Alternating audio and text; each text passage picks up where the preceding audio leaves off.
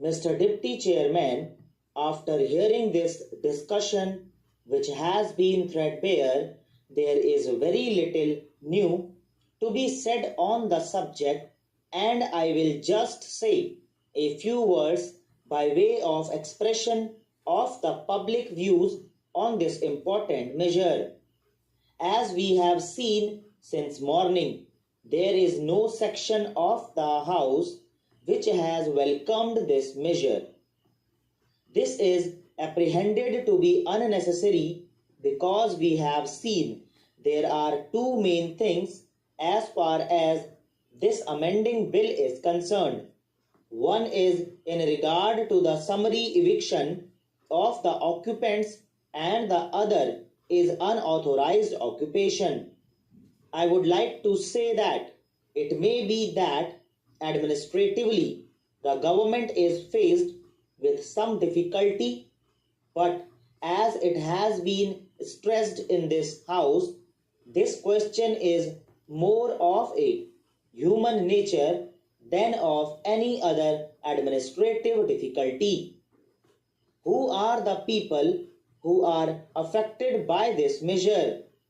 In the first instances, they are very poor people who are living in slums and in those undesirable conditions, or they are refugees from Pakistan.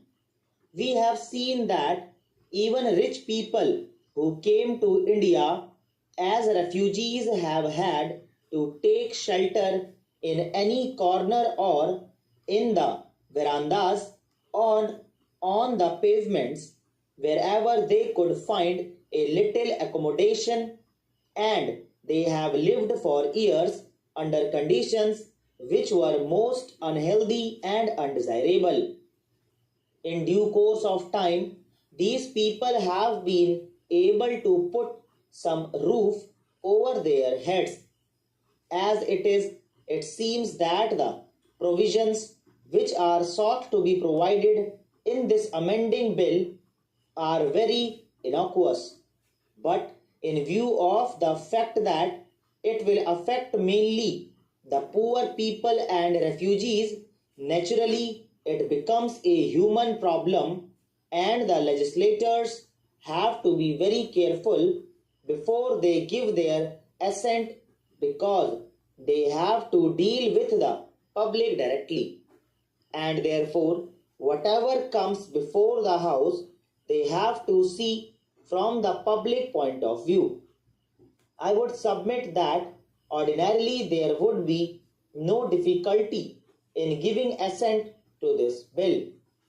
Firstly, even when they occupied the premises, they had to face real harassment at the hands of the municipalities and also the improvement trust and others. Now that they have got some shelter over their heads, if they are to be removed from there, they have to be treated very kindly.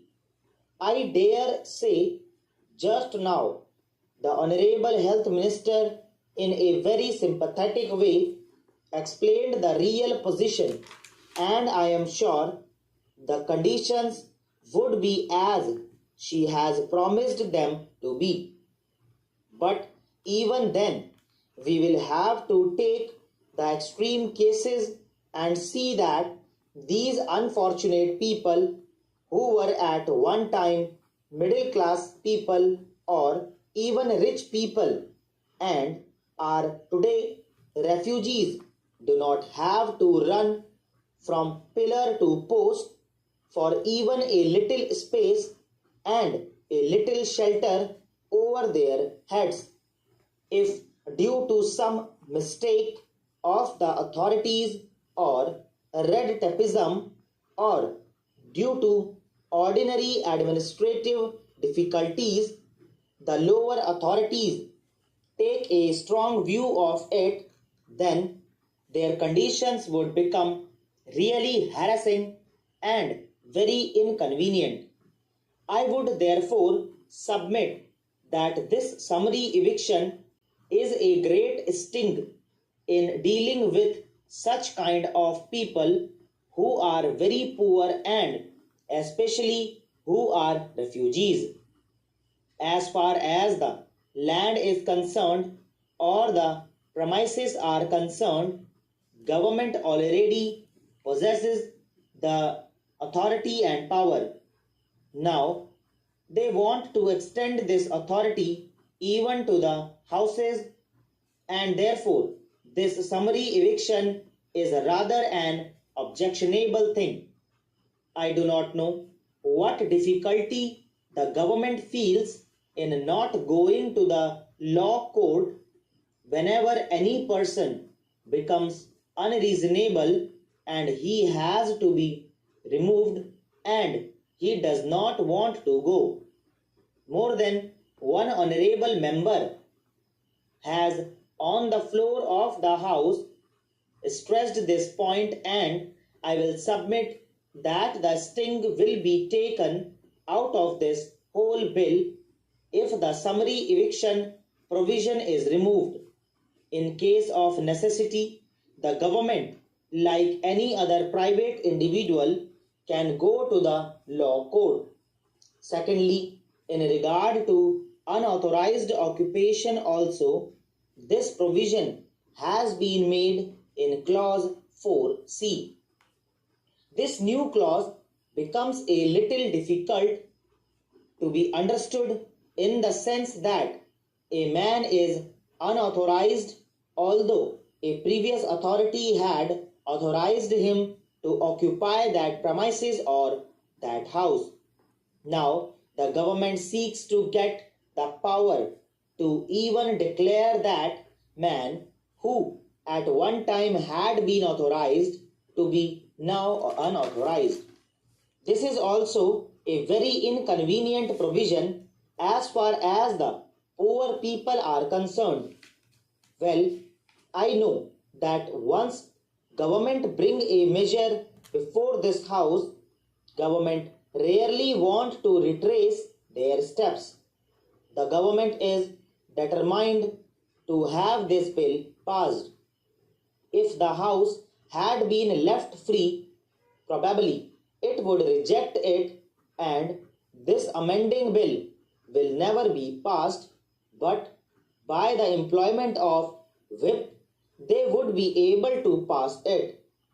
I would, in that case, submit to the Honorable Minister that when such occasions arise, when a person has to be evicted, alternative accommodation should be provided to such an unfortunate person nearer his place of occupation and near the place where he has got work.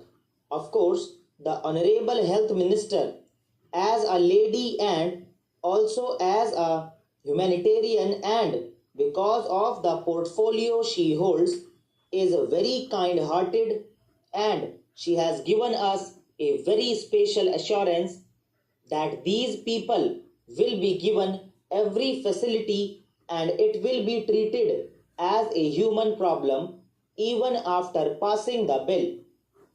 She has also told us how, under the new conditions, people have appreciated the position. But even then, why are these people living in the slums? They are living there because they have no other means. The Honorable Health Minister just now told us that they have been given accommodation in a better place where ordinarily they would have to pay rupees 12. Now they are charged only rupees 6 or half the rate for such poor people. दोस्तों इसी के साथ आज की दिनों dictation finish हो